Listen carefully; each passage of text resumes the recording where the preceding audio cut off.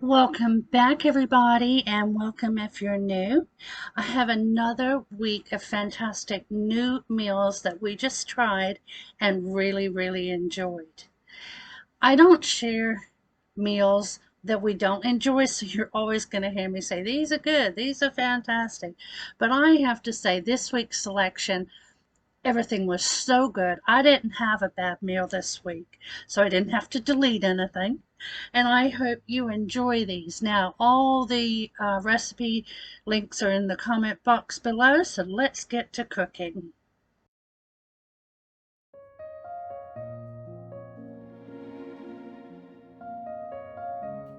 For today's dinner, I'm going to cut my chicken breasts in half and then cube them per the recipe, which will be linked down below. And then in the bag that I'm putting the chicken in is the marinade. It is soy sauce, honey, vegetable oil, juice of 2 limes, minced garlic. And we're going to get the chicken in here and put it in the refrigerator for about 30 minutes.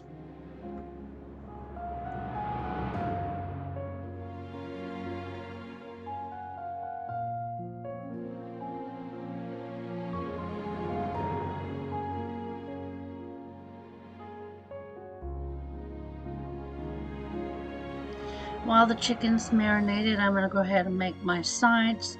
I was just really winging this, but I ended up chopping up my zucchini. I didn't use the squash, and I put it on a baking sheet with some olive oil and Parmesan and just roasted it in the oven. It turned out really good, and it had a fantastic flavor.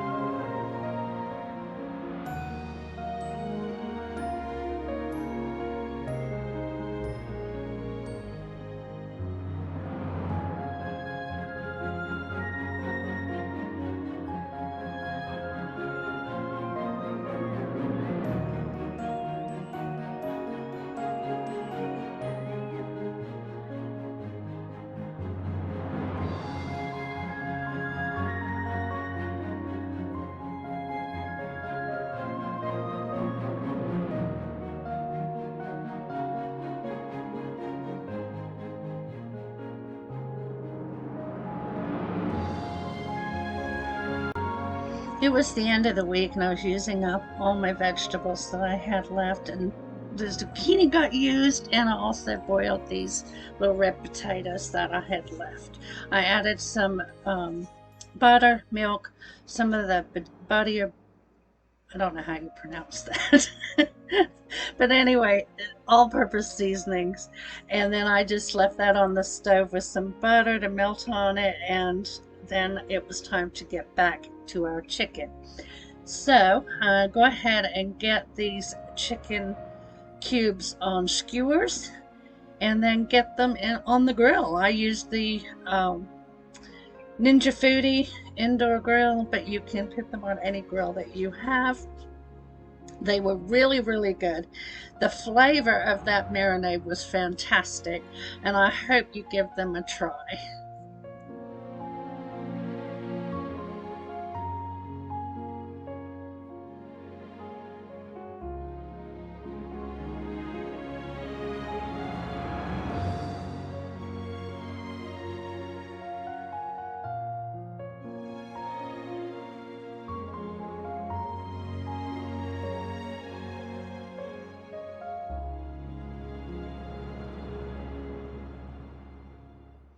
So this is everything I served up this night, and here's a picture of our finished plate, and I'll have all the ingredients shrimp coming up.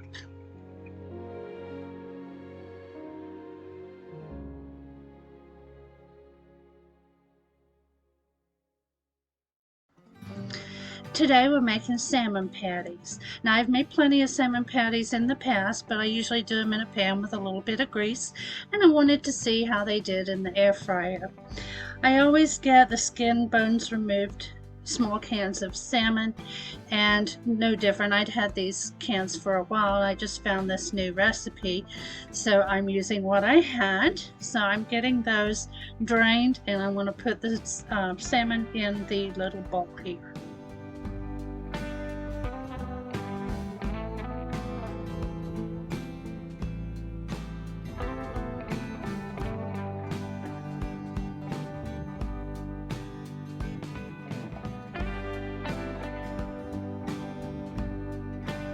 In addition to the salmon, this recipe called for eggs, mayonnaise, salt, breadcrumbs, lemon zest, and some dill. And I also had some tzatziki sauce, I think I'm pronouncing that correctly, and I used that as my sauce for putting on the salmon patties when they were done. Usually I'll make a dill sauce, but I had this in the fridge and Big Daddy and I both thought it went well with this. So next I'm going to go ahead and mix up the patties.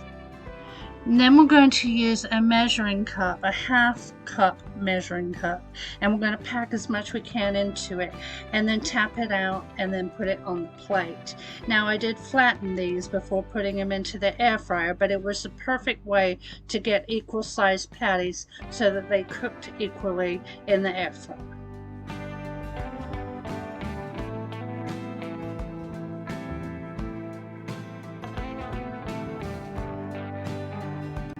The air fryer set is 390 degrees.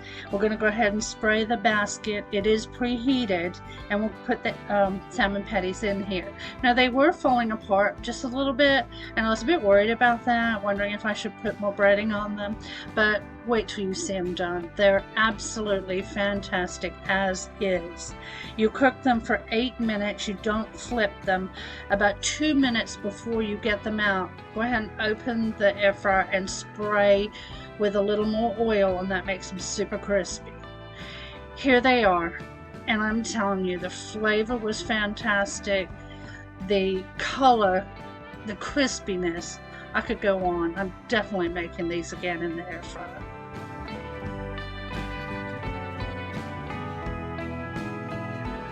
Now Big Daddy went to the store because we wanted to have salad. He couldn't find any sort of pre-packaged salad that looked good, so he just got all the things he wanted to put in here and he made it himself. It was absolutely fantastic. He was doing this while I was doing the salmon patties, and everything came together at the same time.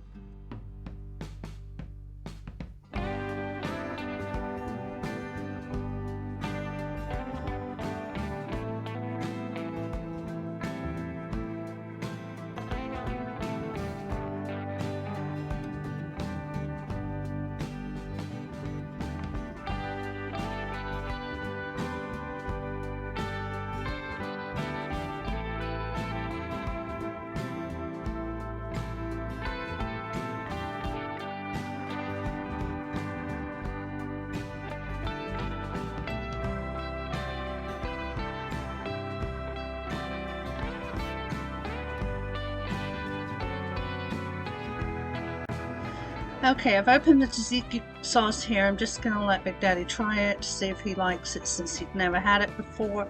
He did, and that is what we used, like I said. It was really good on the salmon. So upcoming here is going to be a finished plate, and then I'll have the ingredients for you, and then again the link will be in the comment box below to the original recipe. I do hope you give these a try.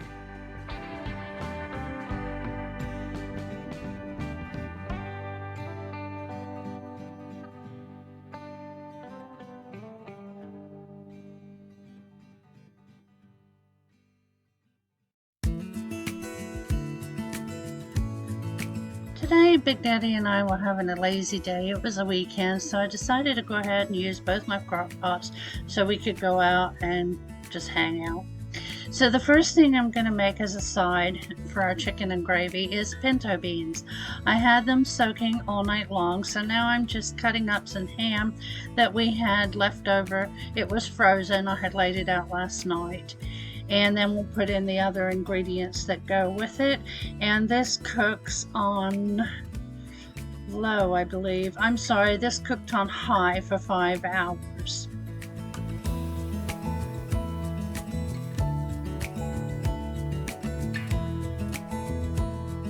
Now the ham's in there. I'm going to go ahead and add the rest of the ingredients. The link will be in the comment box below, and it called for celery. I omitted that since Big Daddy's not a fan. And then now we're going to add in the water. We've already done all the seasonings.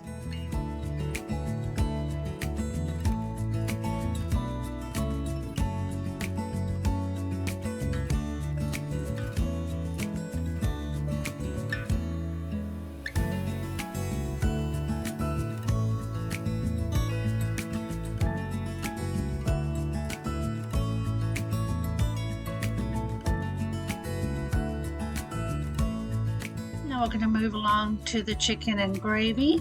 I'm going to go ahead and butterfly my 2 chicken breasts to make 4, and then we're going to get them into the crock pot.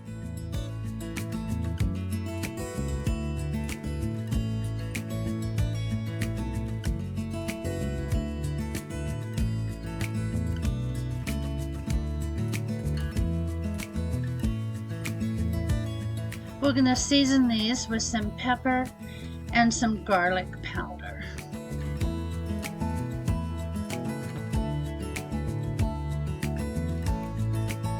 Now in this bowl we're going to mix the remaining ingredients and then pour the mixture on top of our chicken that's already in the crock pot. So first of all, we're going to do some cream of chicken soup.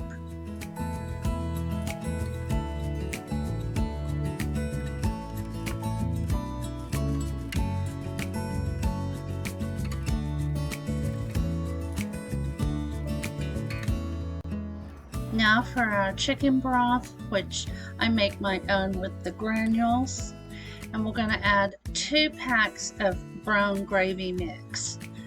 This made it so delicious. When I saw the ingredients, I was like, oh no, that's going to be good, and it really was.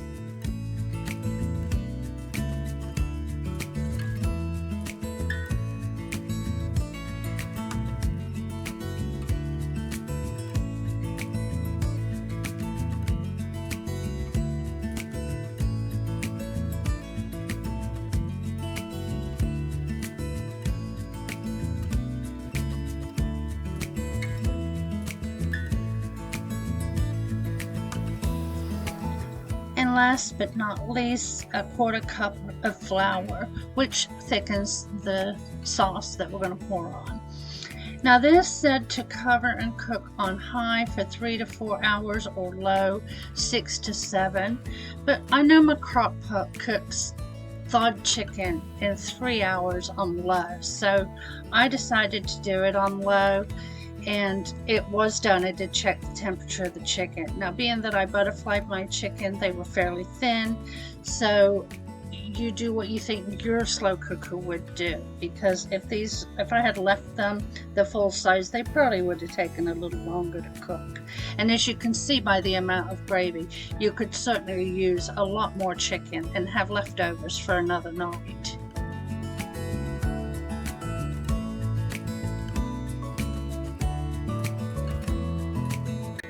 I set this for 4 hours on low, but as I said, it was done in 3. And I made some mashed potatoes, and we poured the gravy and the chicken on top of that and had the pinto beans on the side. And this was a fantastic meal, and we are definitely going to keep this one on our rotation. Here are your ingredients.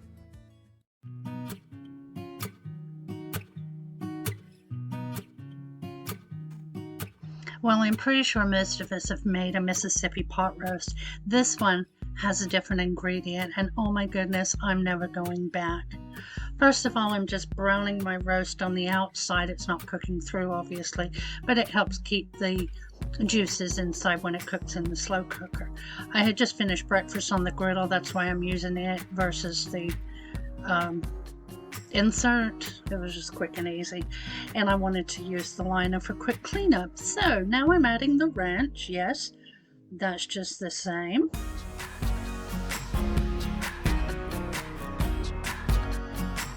And now, au jus gravy mix instead of the French onion soup mix. It makes all the difference. This tasted so good. I wanted to share it with everybody in case you have not tried it.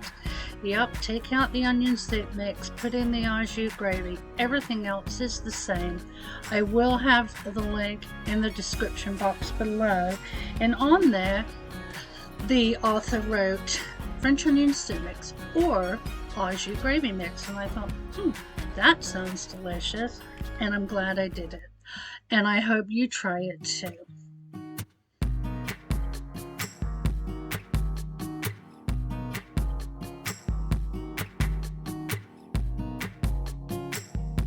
Be sure to do this low and slow. I think mine actually, I left it on for about 10 hours, and then I made some homemade bread to go along with it, mashed potatoes and green beans.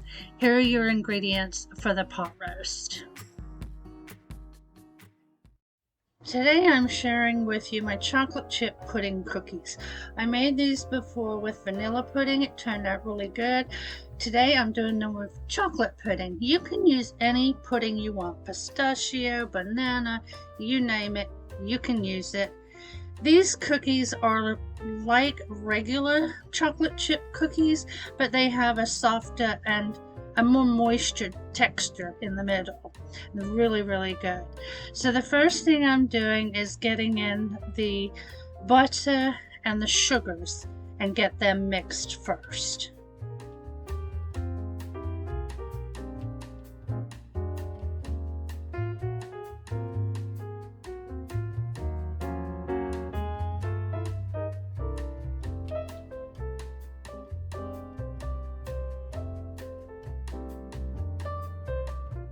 This is mixed for about 1 to 2 minutes, and then we'll start adding the other ingredients.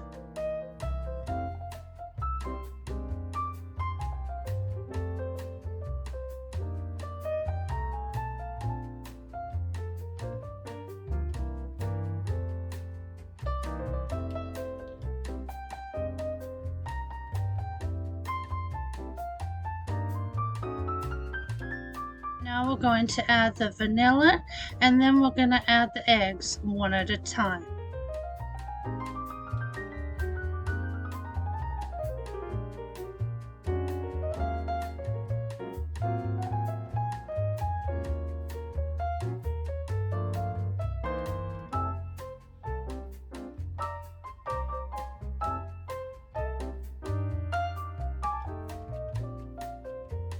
While this is mixing, I'm going to add all the dry ingredients in a separate bowl. That's the flour, the baking soda, baking powder, salt, and I feel like I'm missing something. Oh, the pudding mix.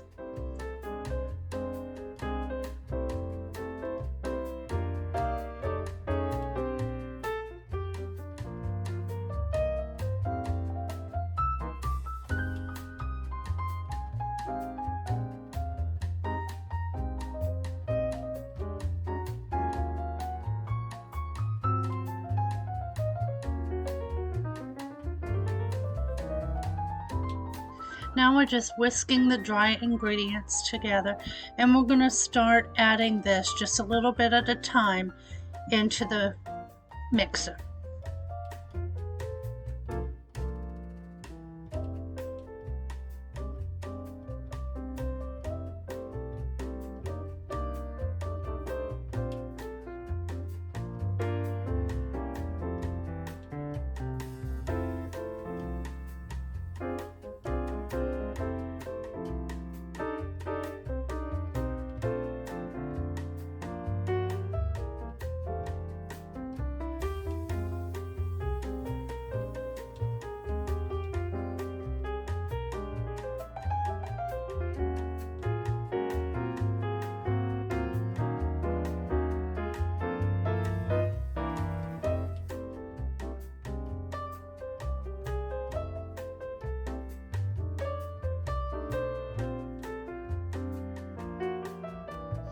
Now this is all mixed together. I'm going to go ahead and get this out, and we're going to add the chocolate chips, and we're going to mix those manually.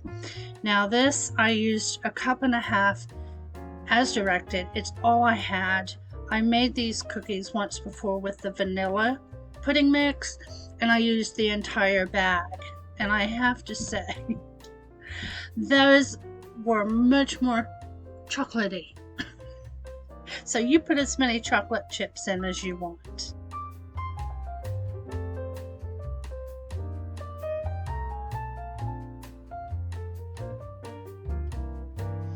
And now we're going to get them on the baking sheets. Last time when I made the vanilla ones, I put them very close together. I think I had 9 on a baking sheet, and they had more egg in them too. I used 4 eggs in the last recipe. They sort of flattened out and all blended together, and I just cut them up and they were in squares. They were still very delicious, but this time I decided to spread them out more and also to flatten them, because the first sheet pan came out and they were puffed up. Flattening them made it so much better. And these were really, really good. I'm going to show you a picture of the inside of the cookie at the end here. I hope you give them a try and experiment with the different flavors of pudding mix. Let me know what your favorite is. My next one's going to be pistachio.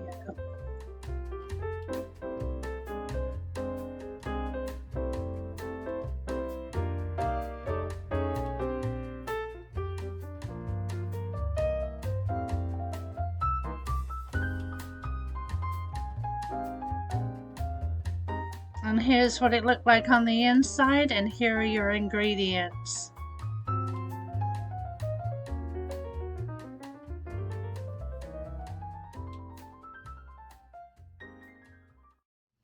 If you guys made it to the end of the video, kindly leave me a red rose emoji. I'd like to wish everybody a very happy Valentine's Day, a wonderful week, and I'll see you next Monday.